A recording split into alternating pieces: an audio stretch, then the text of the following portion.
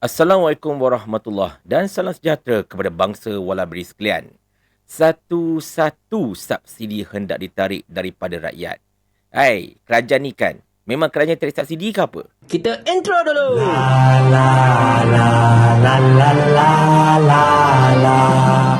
Sebenarnya hari ini tuan-tuan dan puan-puan sekalian, ada satu isu lain yang memang sangat-sangat besar, iaitu berkenaan dengan kebocoran titah addendum oleh Yang di-Pertuan Agong seperti mana yang telah diafidavitkan oleh Zahid Hamidi tak berapa lama dahulu.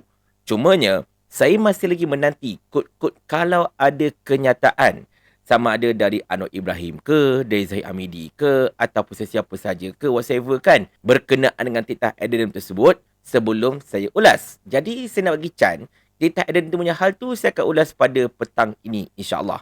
Pagi ini, saya nak fokuskan kepada satu isu yang lebih dekat kepada rakyat, iaitu berkenaan dengan telur ayam. Kita semua tahu tuan-tuan dan puan-puan sekalian betapa kerajaan ini memang kerajaan yang cukup suka tarik subsidi daripada rakyat.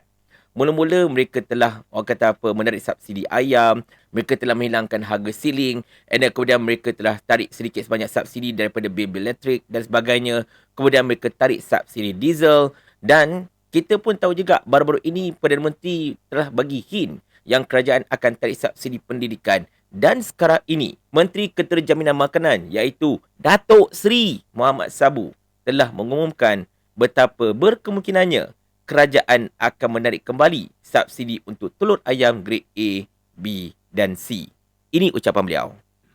Sewaktu mula-mula saya berada di kementerian ini, saya telah memperkenalkan slogan cukup dan terjamin. Slogan ini lahir daripada pemerhatian saya terhadap fungsi utama kementerian ini, iaitu memastikan bekalan makanan sentiasa cukup dan terjamin untuk keperluan rakyat dan negara. Ketika tempoh awal saya di kementerian ini, negara pada waktu itu berhadapan dengan kekurangan ayam dan telur ayam. Alhamdulillah, berkat kerja keras tuan-tuan dan puan-puan semua, hari ini kita tidak lagi mendengar keluhan rakyat tentang ketiadaan bekalan ayam dan telur ayam di pasaran. Kalau ada keluhan pun dia dalam bentuk poket, tempat-tempat tentu dan dapat diatasi dengan segera. Walaupun kita telah melaksanakan penamatan subsidi ayam pada 1 November 2023, hasilnya bekalan dan juga harga ayam semakin stabil sehingga ke hari ini. Kini penternak ayam pula yang mengeluh kepada saya kerana harga ayam terlalu murah pula dah. Kita mencari jalan bagaimana supaya jangan terlalu murah, jangan naik terlalu tinggi. Hadirin yang saya kasihi sekalian, apabila kita mengambil keputusan yang tidak popular, iaitu menamatkan subsidi ayam pada ketika itu, ramai yang memperlekehkan usaha kita. Kononnya harga ayam akan melambung. Alhamdulillah, setelah subsidi ditamatkan, harga ayam tidak lagi melambung dan lebih penting lagi, negara dapat manfaat dengan penjimatan 100 juta ringgit sebulan. Di sini tuan-tuan dan puan-puan sekalian, Datuk Seri Muhammad Sabu telah mengatakan bahawa kerajaan akan mempertimbangkan untuk menarik kembali subsidi untuk telur ayam grade A, B dan C itu sekiranya kalau bekalan stabil dekat pasaran. Dan ini menurut jejak langkah penarikan subsidi ayam yang kata Datuk Seri Muhammad Sabu telah berjaya menstabilkan harga ayam dekat pasaran dan sebagainya. Kiranya Mat Sabu nak kata langkah-langkah penarikan subsidi ini memang berkesanlah untuk memastikan betapa bekalan stabil lah, harga murah dan sebagainya. Betul ke macam tu? Pertamanya, walaupun bekalan ayam pada ketika ini memang tengah stabil, tetapi anda kena ingat satu perkara. Purata harga ayam masih lagi terlalu tinggi berbanding dengan harga siling yang telah dikenakan oleh Kerajaan Perikatan Nasional pada tahun 2022. Purata harga ayam masih bergegar dalam RM10.50, RM10.60 macam tu lebih kurang kan? Ini harga price catcher ya. Memang ada tempat jual yang murah sebagai contohnya dekat pasar-pasar borong dan sebagainya. Tetapi kalau kita puratakan harganya, tu yang dapat RM10.6, RM10.7, RM10.5 dan sebagainya kan. Jadi dia masih lagi tidak semurah mana. Bekalan ada, itu saya tak boleh nafikan. Memang bekalan ada. Tetapi anda kena ingat tau, Kadang-kadang bekalan ada tak ada ni disebabkan oleh permainan pengeluar sebenarnya. Permainan para pemborong dan sebagainya. Mereka yang duk kontrol bekalan ayam ini. Mereka yang duk main-main benda ni kan. Bila mereka rasa macam nak tekan kerajaan je, mula mereka kurangkan pengeluaran dan macam-macam lagi. Sebagai contoh telur. Siapa saja yang masih boleh lupa betapa telur pada penghujung pentadbiran Ismail Sabri tiba-tiba tak ada kat pasaran. Kemudian bila Datuk Seri Anwar Ibrahim jadi Perdana Menteri, tiba-tiba telur melambat-lambat dekat pasaran. Bertray-tray. Tapi bila beli, ambil kau. Tembelang belaka. Bermaksud telur itu ada. Memang ada. Penghasilannya ada. Cuma disorokkan oleh pihak-pihak yang tidak bertanggungjawab untuk meraih keuntungan lebih. Dan benda ini yang tengah berlaku sekarang. Mak Sabu kata, bekalan telur stabil dekat pasaran. Tak stabil mana pun. Terdapat juga rungutan yang telur kurang dekat pasaran pada beberapa bulan lepas, beberapa minggu lepas dan sebagainya. Dan perkara itu memang menjadi satu keresahan jugalah. Adakah kerajaan akan berkira-kira naikkan harga telur selepas ini? Sebab yelah, kita masih ingat, bekalan telur tiba-tiba jadi macam agak short sikit selepas kerajaan menurunkan harga telur sebanyak 3 sen, 5 sen macam tu kan. Yang dibanggakan sangat diumumkan oleh Si Fadil tu.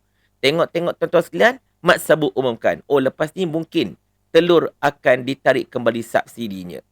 Memang confirm lah bekalan akan stable, betul tak? Sebab apa? Bila tarik balik subsidi, kan, penjual boleh jual pada harga pasaran ikut suka hati mereka.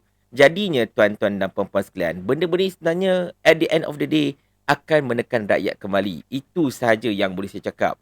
Jaranglah kalau benda yang ditarikkan oleh subsidi itu akan menjadi lebih murah berbanding dahulu. Memang jarang sangat-sangat. Kecuali kalau dekat pasar-pasar besar, pasar-pasar burung yang tidak ada akses kepada semua orang. Sebagai contohnya kan, beberapa tempat, for example, kalau anda duduk dekat Jugra, anda nak pergi ke pasar besar yang terdekat, contohnya Lotus kan, berapa jauh perjalanan? Dekat setengah jam. Takkanlah anda sanggup hendak mengeluarkan kereta anda nak membazirkan minyak semata-mata nak beli ayam seko ke apa-apa ke, kan, sebab dia lebih murah. Of course anda akan beli dekat kedai runcit sebagainya, tapi kadang-kadang kedai runcit pun dia ikut harga pasaran sebenar. Ada yang RM11 sekilo, ada yang RM10 lebih sekilo. Kan kalau kita nak adu pun tak boleh juga. Sebab oleh kerana tidak ada guideline tentang berapakah harga ayam, harga telur dan sebagainya. Jadi kita tak boleh kata mereka ni mencatat, betul tak? Jadinya tuan-tuan dan sekalian, secara asas ni lah, saya beranggapan betapa kerajaan ini sebenarnya clueless. Mereka sebenarnya tak tahu bagaimanakah caranya untuk meningkatkan pendapatan mereka. Dan mereka pun tak tahu bagaimana caranya untuk menyeimbangkan antara pendapatan mereka dan juga perbelanjaan. Kerana itulah kerajaan kita ini, pada ketika mereka ini galak mengenakan cukai itu ini sebagainya sebagai satu cara untuk menambahkan pendapatan, tetapi dalam masa yang sama juga pelaburan luar tak berapa masuk, maka mereka pun terlampau kemaruk hendak mengurangkan perbelanjaan seperti menarik kembali subsidi telur dan sebagainya. Tetapi dalam masa yang sama juga, ada pihak-pihak T20 dikenakan pelupusan tunggakan cukai. Macam mana cerita tu sekarang ni kan? Tetapi itulah, macam-macam benda lah yang mungkin kita boleh expect bakal diumumkan sama ada ketika Belanjawan 2025 ini ke, atau mungkin selepasnya. Antaranya macam kita tahu, kemungkinan besar beras tempatan pun akan naik harganya. Akan kembali ke pasaran macam biasa, tetapi dengan harga yang jauh lebih mahal. Tekaan saya antara RM32 ke RM38 untuk kampit 10 kilo. Saya pernah keluarkan video ini satu kali dahulu. Dan benda ini dikuatkan dengan kenyataan Mat Sabu yang ini. Pengenalan kepada peraturan melarang campuran beras putih tempatan dengan beras putih import, pekeliling tentang peraturan ini akan dikeluarkan dalam masa yang terdekat. Nampak tak? Tiba-tiba pula Mat Sabu mengeluarkan kenyataan di mana kerajaan selepas ini akan mengeluarkan larangan tak boleh campur beras tempatan dengan beras import. Selama ini kita tahu, beras tempatan dengan beras import boleh dicampurkan tetapi dijual dengan harga yang jauh lebih rendah. Dan sekarang ini ramai pihak yang berpandangan sebenarnya beras-beras import yang ada ke pasaran yang di mana kita lihat tak ada beras tempatan ni pun sebenarnya beras tempatan ataupun beras campur tetapi dipackagingkan sebagai beras import. Dan tiba-tiba kerajaan dah mengeluarkan kenyataan, Mat Sabu dah keluarkan kenyataan, beras import dengan beras tempatan tak boleh campur lagi dah. Ini memberikan hint yang sangat-sangat besar beras tempatan akan kembali tak berapa lama lagi. Tetapi percaya cakap saya dengan harga yang lebih mahal. Kalau dulu harga dia RM26 untuk setiap kampit 10 kilo, selepas ni harganya mungkin antara 32 ke 38. Kalau YB Viral dia kata antara 35 ke 38. Tengoklah mana satu yang tepat tuan-tuan dan puan-puan sekalian. Tetapi satu je lah saya nak cakap. At the end of the day, rakyat juga kena. Dulu mereka inilah dok konon mencanangkan betapa mereka lah pejuang rakyat, pejuang kemaslahatan rakyat, memperjuangkan tentang subsidi dan sebagainya. Subsidi itu hak rakyat dan macam-macam lagi. Tetapi mereka inilah yang telah menarik satu persatu subsidi daripada rakyat. Dan mungkin akan datang kita akan hadapkan PRU lagi semula ke apa-apa kan. Anda ingatlah betapa mereka inilah janji-janji buaya yang memang langsung tak boleh dipercayai. Andai kata kalau mereka ini duk berjanji lagi konon-kononnya hendak menjaga kemaslahatan rakyat dan sebagainya kan, waktu bising tentang subsidi dan macam-macam lagi, anda kata macam ni lah kat diorang. Bodoh, Bahlul, Unta, Bagal, Kelabu Asap.